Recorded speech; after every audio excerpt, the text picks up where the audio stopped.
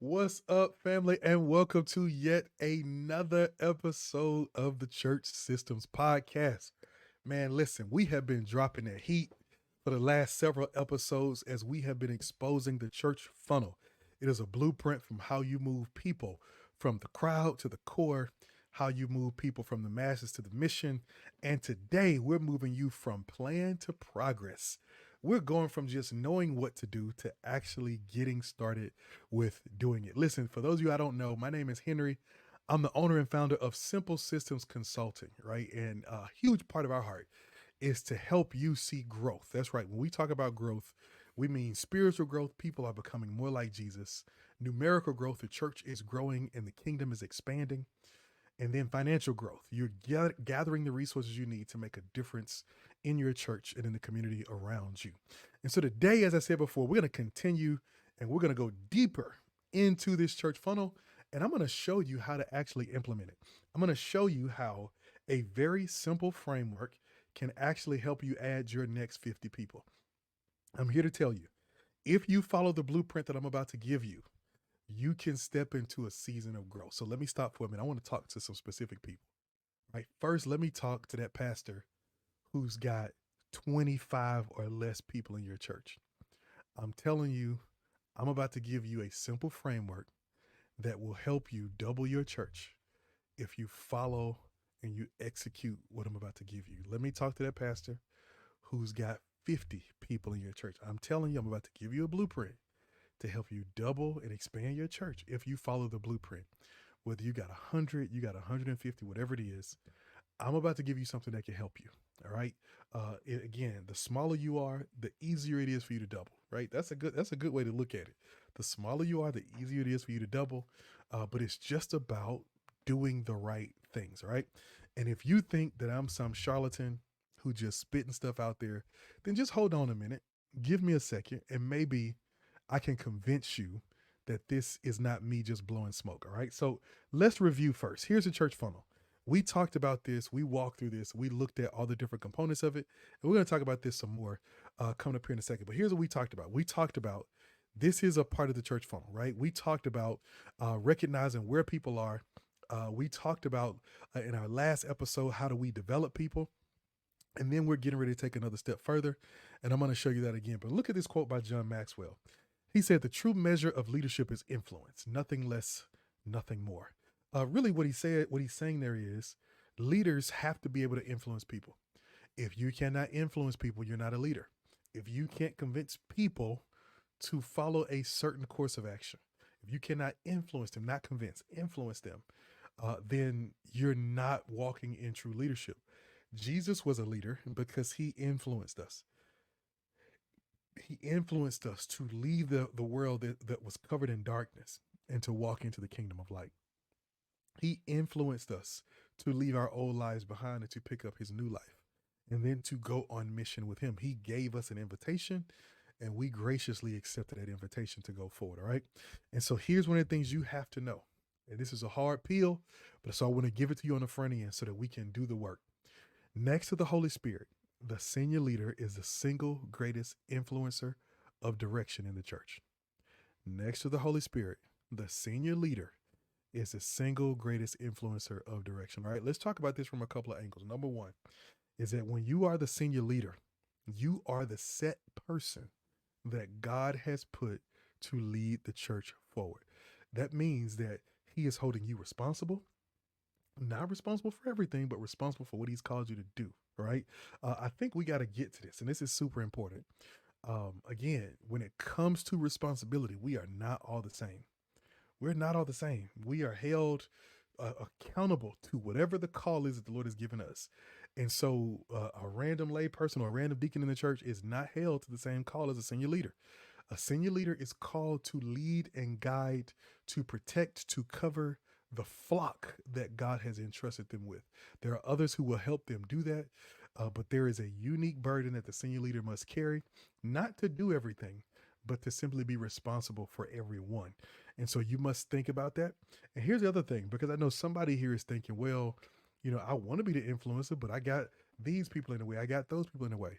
Listen, even if you're not physically influential, you are spiritually influential. right? And I don't have a problem. I've encountered natural issues with people, issues with staff people, issues with volunteers, issues with members, issues with all these kind of other people in leadership. I've encountered all those different things. But here's what I would say to you: do not be guilty of tolerating something in the natural that you have not taken before God in the spiritual. If you are not naturally as influential as you need to be, you are spiritually influential. So you need to understand that you are responsible. All right. So let's talk about this. Let's talk about setting the right foundations, right? So if you're a leader, I'm getting ready to give you a blueprint, but I need you to understand something. What I'm giving you is a framework, a blueprint, but it means nothing if you don't do these things that need to be done in order to set a firm foundation. And you may discover that one of the things that's been holding you back is you've been missing these things that I'm getting ready to show you, that I'm getting ready to say to you. You've been missing these things. And as a result of missing these things, you've not been moving forward in the way you need to move forward. So here are a couple of things you need to do. Number one, you need to get serious about prayer. You need to pray on the level that you're trying to get to, right? You've got to pray more fervently and more consistently than you ever have if you're believing God to help you go to the next level, to help you reach more people, to help you make a difference. If you really want to see that vision come to pass, God is waiting for you to ask him to be involved. And that's what prayer is. Prayer is an invitation saying, God, look, I want you to come get involved in this. I want you to come and be involved in the affairs of earth. And you have got to pray at a serious level. And not just you by yourself as a senior leader, but you got to get the church serious about prayer.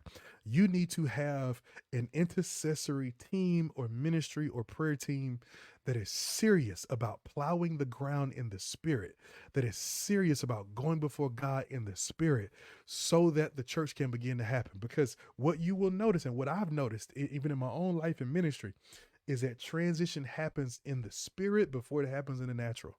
And so you want to make sure that you're already praying in that direction. So if you want to set a good foundation, you need to get serious about prayer. Number two, you need to build you a growth focused team. You need to build a growth focused team for the church. And I mean this. It's so important. You need to understand this. Everybody in the church doesn't want to grow. There are some people who like the church just like it is. It is their own personal country club where they have everything just the way they want it. It's as easy as they want it to be. It's as simple as they want it to be. They don't want more people. More people bring more complications. More people make things harder. There are some people who don't want that. And you need to be aware of that. And so as you're aware of that, you need to build a team that is not just okay with growth, but that understands that growth is a part of the mandate, that the expansion of the kingdom is a part of the mandate. You need to build a team that understands that. And when you build a team that understands that, I'm telling you, it will change things. You wouldn't have to fight for so many of the other things that you have to fight for if you had a team that understood the value of moving the kingdom forward. So you need to build a team that is on your wavelength. I'm telling you, it is so frustrating if you are a pastor who feels called to grow the church and serve more people, and you're surrounded by people who have no interest in evangelizing. They have no interest in sharing the gospel. They have no interest in seeing other people develop and seeing other people come to Christ. It will frustrate you. It will frustrate you. So right now you need to start thinking about, as you bring new people into the inner circle, as you bring new people onto the team, you need to think about whether or not they're growth focused. You need people who share your heart and your vision and your propensity for moving the church forward. Again, and I'm not saying all people have to be this way, but I'm saying what you don't want is people who are going to fight against growth, right? Number three, you need to get some systems help. Okay. You need to get whatever help you need to make sure that you have the systems in place for growth. Because here's what will happen if you don't have the systems in place. And a bunch of leaders are getting ready to experience this for Easter coming up very soon. Is you're going to see a wave of people come to church for Easter Sunday. And they're going to come and they're going to shake your hand and they're going to hug your neck. And they're going to tell you how much of a great time they had and how awesome it was. And then next Sunday, you're going to show up. And not only will the crowd not be as large as it was for Easter, it's probably going to be smaller than it was the week before because you get the Easter hangover. And one of the reasons that it's going to happen, and you're going to be disappointed 2 weeks out, is because there are no systems in place to help keep the people moving. Those people who show up on Easter Sunday are going to be in your 5,000. But if you don't have a system to move them to the 500 and to follow up with them and to keep the journey going, then you're going to miss it. So you need to make sure that you're prepared for that. Right? You need to get whatever help you need. Obviously, we can offer that help to you with our church systems bootcamp. But even if it's not us, there are a ton of options out there. Find the help you need. And then number 4, you need to commit to going all in for 1 year. I'm going to give you this blueprint, but it's not one of those things that you can take and say, we're going to do this for 30 days and also it's going to work. You got to commit to going all in for 12 months, 365 days. You got to commit to going in all in for 1 year. You got to commit to it. You got to say, look, I'm gonna do this and I'm gonna stick to it for a whole solid year. And I'm gonna watch what God does as a result of it. You've got to commit to that. You've got to decide of your own accord that, hey, I'm going all in. I'm not pulling back. I'm not going to stop. I'm going all in. All right. So now let's review what we talked about and let's jump into it. We talked about the church funnel. We said, here is who they are, right? Here is who the different groups of people are. All right. You can go and watch that in the previous episode. All right. In our last episode, we talked about how to develop them. Here is how you pull those people forward, right? Here is how you help them take the next step in their faith and on their journey. Last but not least, today I'm going to talk to you about how to implement this, right? So here's what I'm going to do. For every one of these levels, I'm going to tell you just the really simple 1-word, 2-word phrase for how you implement the church funnel for each of these 6 levels of people, right? So I'm going to give you the blueprint. And if you follow this blueprint and you put this in practice, this will help you add the next 50 people to your church. All right. I'm here. I'm just trying to tell you, we've seen it happen. We're watching it happen as we speak. This is the blueprint. Here you go. All right. Number 1. All right. You want to implement this strategy for the 5,000. The first thing you need to do is you need to offer value. You need to ask the question, what do we have that would be of value to people? What do we have that can help the people around us? What can we offer people that can really make a difference in their life? This is a hugely important question. And I know the churchy person in you wants to say, I got the gospel. Hallelujah. Right. But that's not where I'm at. Right. I know you got the gospel, but the people that you're trying to reach, they may not be at a place where they can see it the way you see it. And so what I'm saying is keep going to the lowest common denominator. What has God afforded you through the gospel that you can transfer to people, right? We understand this when it comes to food. If I'm hungry, I don't care how good your sermon is, my stomach rumbling is louder. Well, what you're asking is, what is the rumbling in the life of the people around you that the church can be a solution to? Maybe for you, it is a food program. Maybe it's not food. Maybe for you, you have the ability to provide mentorship for young boys at the local school. Maybe you can be a part of partnering with the recovery program. I don't know. Whatever it is, you need to figure out how you offer value. Maybe it's providing something for children. Maybe it's something for singles, for couples, whatever it may be. If you can figure out what you have that you can offer to people and you can offer them value, it constantly gives you an opportunity to get in front of these 5,000. And the more you can get in front of the 5,000, the more opportunities you have to help them move to the 500. I cannot stress enough how important your answer to this question is. What value can you offer? This question will help reshape and reframe your vision. You need to ask yourself, if I'm talking to a single person on the street, or a person on the street who does not know God and they're not even looking for God, what need in their life can God use us to meet that we might connect and minister to them with the potential, not necessarily the goal, but with the potential that they might one day partner with the church? You got to offer value. You've got to figure out what it is you have to give and how you can offer it to those people who need it. Number 2, you want to develop the 500. You want to use this strategy. You got to collect data. One of the things that you've got to do really well is and I say this over and over again, if you don't have data on people or you're not collecting information from people, then you have no way to follow up with them. Listen, the secular world has mastered this. The secular world has mastered this. Like you cannot do anything without people collecting data and following up with you and sending you emails and text messages and phone calls. And here goes a coupon for this. You think they're giving you a coupon because they want you to save money? No, they're giving you a coupon because they know if they give you 25% off, you'll come and spend more money than you would have spent with them before they sent it. They figure 75% of something is better than 0% of nothing. And so they follow it with you until they get it. And they know if you buy something once, the chance of you buying again are really, really high.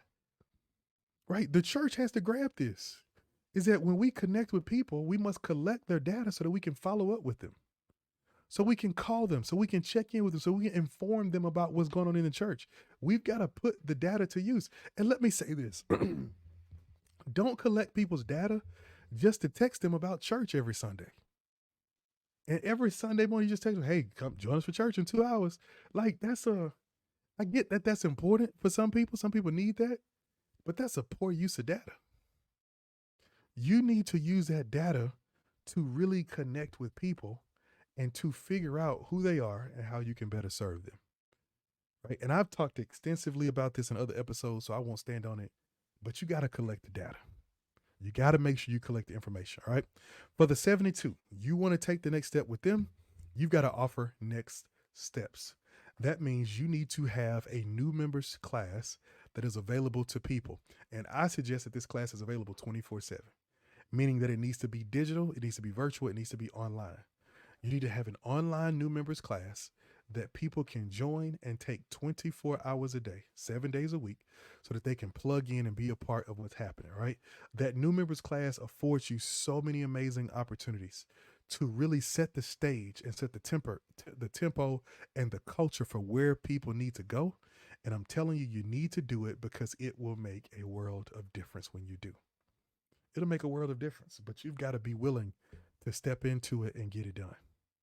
You just gotta create the class. And again, this is one of those things that we have done, that we do. If you want us to create it for you, we will create it for you. We've got one that we've already built. We can have it back to you literally in a matter of days. Okay.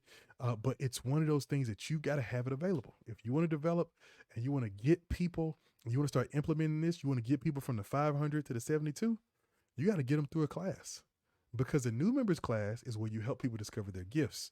It's where you help them get entrenched into the vision. Is where you help them see your heart. Is where you help them see how they can be a part of the team and make a difference. All right. The 12, you want to implement this. You want to move people from the 12, so from the 72 to the 12. You got to offer ministry. You got to offer ministry. Man, I don't know what happened. Well, I know a part of what happened was COVID, but one of the things that seems to happen in COVID is that we threw ministries to the side. And a part of it was because a lot of people had stopped attending as faithfully as they once did anyway. But man, it is disheartening how many churches have completely abandoned ministry. They've completely abandoned the idea of ministering to people, of creating different spaces for people to minister. And here's a reality.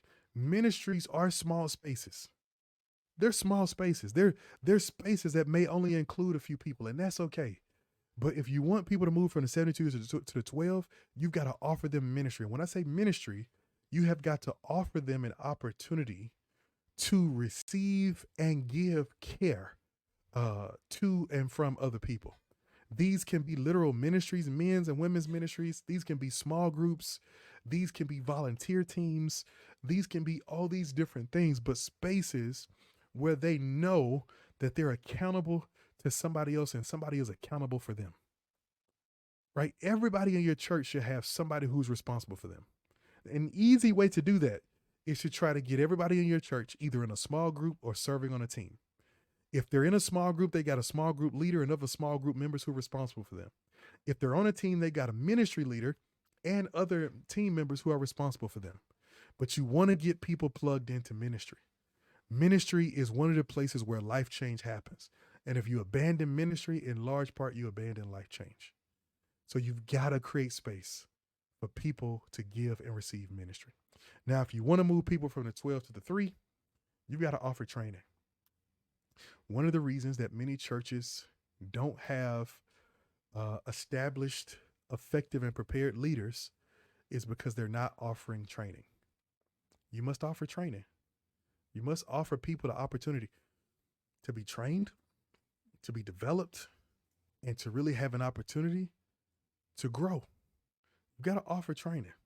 That's how you get people from the 12 to the 3. You train them. Jesus trained them. He trained them. That's what he did. He trained them. He taught them, right? And you've got to do the same thing. You've got to train those leaders who you want to be impactful. It is unfair to expect from them something that's not being taught to them. Leaders need training.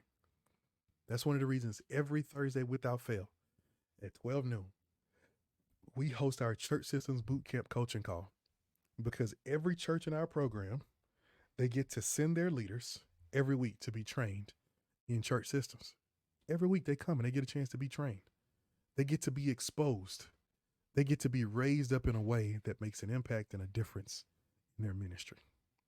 Last but not least, you want to move people from the 3 to the 1, then you got to offer expansion. I'm going to tell you something. When you have a vision for expansion, it seems like God tends to send a different kind of leader. He raises up people. I mean, when I was younger, and I used to hear the old folks say, "That baby getting out the way. That baby walking already. Oh, they getting out the way. It must be another one coming," right? And they would always say that. And their thought was, if one baby started growing up quicker at a faster pace, the superstition was that means that they're making space for somebody else. Expansion is all about making space. When you have a vision for expansion, new leaders are forced to be raised up because there's space for them to come about. One of the reasons that you may not be seeing new leaders raised up and coming out right now is because there's no space for them. There's no crack in the concrete for the blade of grass to get through. And so, but if you would, move that piece of concrete out the way, then all of a sudden you'll start to notice, man, there's grass everywhere, but it was blocked up. It was blocked up and nothing could get to it. And so that's what you want to do, is you have a vision for expansion. As you have a vision for expansion, you challenge people to see promotion as replacing themselves. In the church, sometimes it feels like we would rather get to one place and stay there forever. And we fight tooth and nail to hold on to whatever authority or whatever position we actually have. When in reality, what we ought be doing is doing our best to raise up other people who can take our space so that we can step into the next thing that God has for us. Listen, I'm telling you, if you follow this blueprint right here, you've got everything you need to reach your next 50 people. Now, if you want more help with that, we can do that. You can visit us at getchurchsystems.com. You can learn more about who we are, what we do, and how we are making a difference in the body of Christ, and how we help churches just like you through our 12-month coaching program, where we give you the resources, the tools, the technology, and all the things that you need as we walk with you on a 12-month journey to see God do something special in your church. Listen, I hope this has been good to you, and I hope that you're as excited as I am to see the kingdom continue to go to the next level, all right? Well, look, until next time, y'all know what to do. Keep the gears turning. Peace.